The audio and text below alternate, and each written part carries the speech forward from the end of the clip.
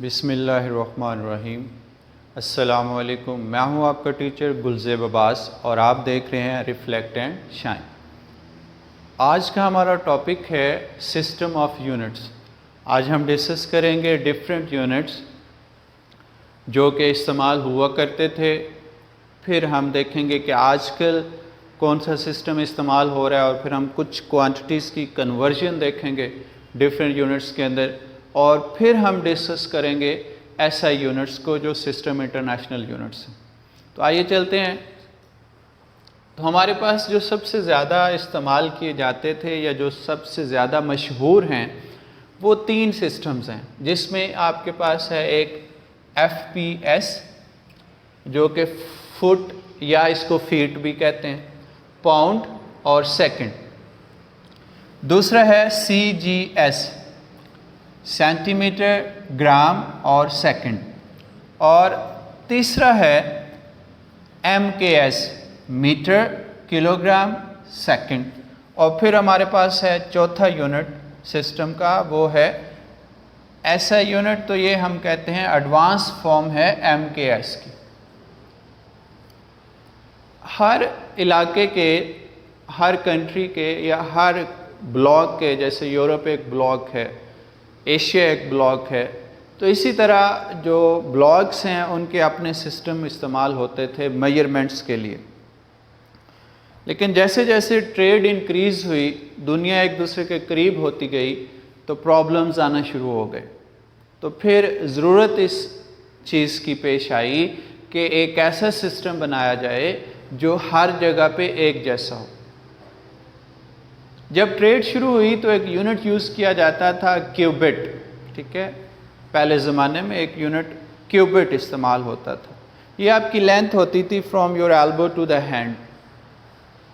अब जाहिर बात है कि हर पर्सन का ये जो क्यूबिट है ये सेम नहीं हो सकता, हर एक के लिए इसकी वैल्यू डिफरेंट होती। बड़े जो लोग हैं उनका ये लेंथ डिफरेंट होगी, जो छोटे बच्चे हैं उनकी लेंथ ये डिफरेंट होगी, तो इसमें प्रॉब्लम्स आना शुरू हो। तो हम देखते हैं कि हमारे पास ये जो फुट, पाउंड, सेकंड है, ये एक सिस्टम अभी भी इस्तेमाल होता है। ऐसा नहीं है कि ये अब इस्तेमाल नहीं होता। सिमिलरली CGS है, ये भी इस्तेमाल होता है। और उसके बाद मीटर, किलोग्राम और सेकंड है, ये अब SI फॉर्म में यूज़ होता है। तो फिर 1960 के अंदर फ्रांस में जो कॉन्फ्रेंस एक हुई 1960 के अंदर, और वहाँ पे ये जो सिस्टम्स हैं इनको डिफ़ाइन किया गया और इस सिस्टम को नाम दिया गया SI यूनिट्स का।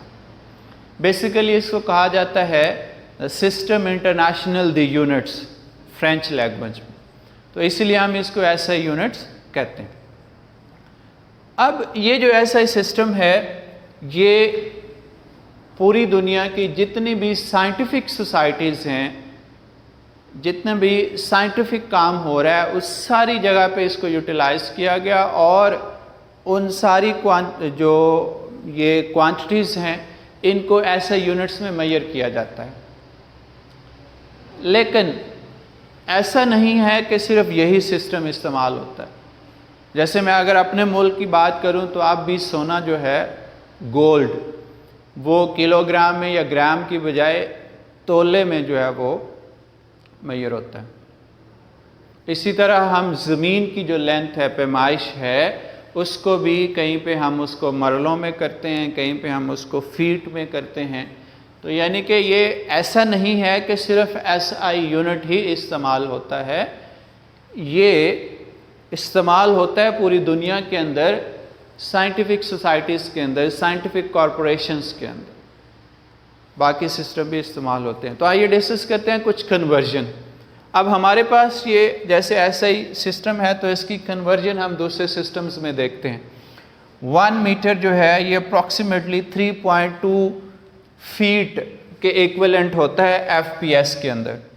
और CGS के अंदर, क्योंकि CGS में सेंटीमीटर है, तो ये आपके पास 100 सेंटीमीटर होगा। फिर उसके बाद है आपके पास kg यानी कि मैस। तो मैस जो है 1 kg ये 2.2 पाउंड्स के इक्वल होता है, यानी कि 1 kg अगर हम कहें तो ये 2.2 पाउंड्स के इक्वलेंट होगा। और ग्राम्स में अप्रॉक्सीमेटली ये 1000 ग्राम्स, इनफैक्ट ये 1000 ग्राम होता है। अब सेकंड है तीनों का सेम, FPS में भी सेकंड है, CGS में भी सेकंड है, MKS में भी सेकंड है, इवन SI में भी सेकंड है, तो इसलिए इसकी कन्वर्जन तो वही रहेगी, यानी कि 1 सेकंड ही FPS का रहेगा टाइम के लिए, 1 सेकंड ही CGS का रहेगा, 1 सेकंड ही SI का रहेगा। फिर उसके बाद अब एक क्वांटिटी फोर्स, फोर्स का यूनिट SI के अंदर है न्यूटन, तो ये FPS के अंदर जो यूनिट न्यूटन का फोर्स का जो यूनिट यूज़ होता है वो पाउंड फोर्स है। FPS के अंदर जो यूनिट है फोर्स का वो है पाउंड फोर्स। तो ये इक्विवेलेंट होगा 1 newton equivalent to 0.225 pound force. और ये CGS के अंदर जो फोर्स का यूनिट है वो डाइन यूज़ होता है, और ये इसकी वैल्यू है अप्रॉक्सीमेटली 100,000 डाइन, यानी कि 1 न्यूटन इक्वल होता है 100,000 डाइन्स। यहाँ पे एक बड़ा ही मशहूर व मारूफ MCQs है जो बहुत बार पेपर्स में आया हुआ है, और वो है आपके पास कि 1 डाइन किसके इक्वलेंट होता है, तो ये 10⁻⁻5 न्यूटन, ये इसके साथ। हमारा आज का जो मेन टॉपिक है वो है SI यूनिट्स। जैसे मैंने आपको बताया कि SI यूनिट्स जो हैं ये 1960 के अंदर इंट्रोड्यूस किए गए, और इनको साइंटिफिक सोसाइटीज़, साइंटिफिक कॉरपोरेशंस जो हैं वो इस्तेमाल करती हैं ऑल ओवर द वर्ल्ड। तो ट्रेड जो है, जो लेन देन है हर कंट्री के अंदर, हर जगह में, हर सोसाइटी में, वो बहुत आसान हो गया। SI यूनिट को डिवाइड किया गया 3 मेजर हिस्सों में, बेस या फंडामेंटल यूनिट्स हैं, ड्राइव्ड यूनिट्स हैं और सप्लीमेंट्री यूनिट्स। बेस टोटल 7 है, ड्राइव्ड यूनिट्स का लार्ज नंबर है, बहुत ज़्यादा हैं, और सप्लीमेंट्री यूनिट्स हैं सिर्फ 2। आज हम डिस्कस करेंगे बेस और ड्राइव्ड को। तो बेस यूनिट्स की तरफ चलते हैं। सबसे पहले हम बात कर रहे हैं बेस यूनिट्स की। तो ये वो यूनिट्स हैं जो बेस क्वांटिटीज़ को डिस्क्राइब करने के लिए इस्तेमाल होते हैं, यानी जो हम फंडामेंटल क्वांटिटीज़ हैं उनको मेजर करने के लिए जो यूनिट इस्तेमाल होते हैं उनको हम नाम देते हैं बेस यूनिट का। इसमें हम ये कह सकते हैं कि दीज आर इंडिपेंडेंट यूनिट्स, कि ये सारे के सारे इंडिपेंडेंट हैं, just like the fundamental quantities या बेस क्वांटिटीज़। फिर इसमें ये होता है they can not be described in terms of other units. So they cannot be described in other units. यानी कि ये एक ही यूनिट है, इसको किसी और फॉर्म में डिस्क्राइब नहीं किया जा सकता। हमारे पास टोटल 7 बेस यूनिट्स हैं, जैसे मैंने आपको बताया, तो उनकी क्वांटिटीज़, उनके यूनिट्स और उनके सिंबल्स को डिस्कस करते हैं। मास का यूनिट किलोग्राम, kg इसका जो है वो सिंबल इस्तेमाल होगा। लेंथ मीटर, स्मॉलर m इसका सिंबल है। टाइम के लिए यूनिट सेकंड, स्मॉलर s इसका सिंबल होगा। टेम्परेचर केल्विन यूनिट है टेम्परेचर का, और कैपिटल K से इसको इंडिकेट किया जाता है, इसका सिंबल है कैपिटल K, क्योंकि ये साइंटिस्ट का नाम है। करंट या इलेक्ट्रिक करंट, ये इसका यूनिट है एम्पियर, कैपिटल A से डिनोट किया जाएगा। फिर है हमारे पास लाइट इंटेंसिटी, या हम इसको ल्यूमिनस इंटेंसिटी कहते हैं, इसका यूनिट है कैंडिला, CD, स्मॉलर CD से इसको रिप्रेजेंट किया जाएगा। और फिर उसके बाद है अमाउंट ऑफ सब्सटेंस, जिसका यूनिट है मोल, और MOL जो है ये हमारे पास इसका सिंबल है। अब अगर आप देखें तो हमारे पास मास और अमाउंट ऑफ सब्सटेंस मिलते जुलते हैं। 2 डिफरेंट क्वांटिटीज़ भी हमने ले ली और 2 डिफरेंट यूनिट्स भी ले ली। मास के लिए हमने यूनिट ले लिया है किलोग्राम, और अमाउंट ऑफ सब्सटेंस के लिए हम यूनिट ले रहे हैं मोल। अब ऐसा क्यों है, या ऐसा करना क्यों ज़रूरी है, या ऐसा करने में क्या हिकमत है? ऐसा इसलिए किया जाता है कि जब हम बहुत स्मॉल लेवल के ऊपर डील करते हैं, तो हम अगर सपोज करें कि डिफरेंट जो हमारे पास सब्सटेंस हैं, मैटर है, उसका 1 kg लें तो हर एक के 1 kg के अंदर डिफरेंट नंबर ऑफ पार्टिकल्स पाए जाते हैं या डिफरेंट क्वांटिटी पाई जाती है। जैसे मैं आपको एग्जांपल दूं कि हमारे पास सपोज करें कि हम 1 kg ऑफ शुगर ले रहे हैं, तो वो थोड़ा सा हिस्सा होगा, मतलब थोड़ी सी क्वांटिटी उसकी होगी 1 kg। अगर वही 1 kg में कॉटन का लेना चाहूँ तो वो एक बहुत बड़ा जो है वो हमारे पास बंडल आ जाए। जबकि दूसरी साइड पे जब हम मोल लेते हैं, 1 मोल ऑफ एनी सब्सटेंस, किसी भी सब्सटेंस का 1 मोल जब हम लेते हैं तो उसके अंदर नंबर ऑफ पार्टिकल्स सेम रहते हैं, जिसको केमिस्ट्री में आप एवोगैड्रोस नंबर कहते हैं। ठीक है, तो ये बेसिकली आसानी है या आप कह लें कि ये इंपॉर्टेंस है to use the 2 units as a kilogram and mole. Kilogram के अंदर जो नंबर ऑफ पार्टिकल्स हैं वो डिफरेंट होते हैं डिफरेंट मटेरियल्स के लिए, जबकि मोल के अंदर हर मटेरियल के नंबर ऑफ पार्टिकल्स हैं वो क्या रहते हैं, सेम रहते हैं। अब चलते हैं जी हम डिराइव्ड क्वांटिटीज़ की तरफ, और डिराइव्ड यूनिट्स की तरफ। तो डिराइव्ड यूनिट्स जो है उसकी हम बात करते हैं। तो पहली बात जो डिराइव्ड यूनिट्स के लिए होगी वो डेफिनेटली उसके लिए क्या होगा कि ये यूनिट्स जो हैं ये डिराइव्ड क्वांटिटीज़ को रिप्रेजेंट करने के लिए, डिस्क्राइब करने के लिए इस्तेमाल होते हैं। अब जैसा कि हम ये बात पहले पढ़ चुके हैं कि डिराइव्ड क्वांटिटीज़ जो हैं वो बेस क्वांटिटीज़ की मल्टीप्लिकेशन या डिवीजन से बनती हैं। इसी तरह डिराइव्ड यूनिट्स जो हैं ये भी क्या करेंगे, they will formed after the multiplication and division of base units. So these units are used to describe the derived quantities. अब दूसरी बात इसमें ये होगी कि ये यूनिट्स इंडिपेंडेंट नहीं हैं, these are dependent.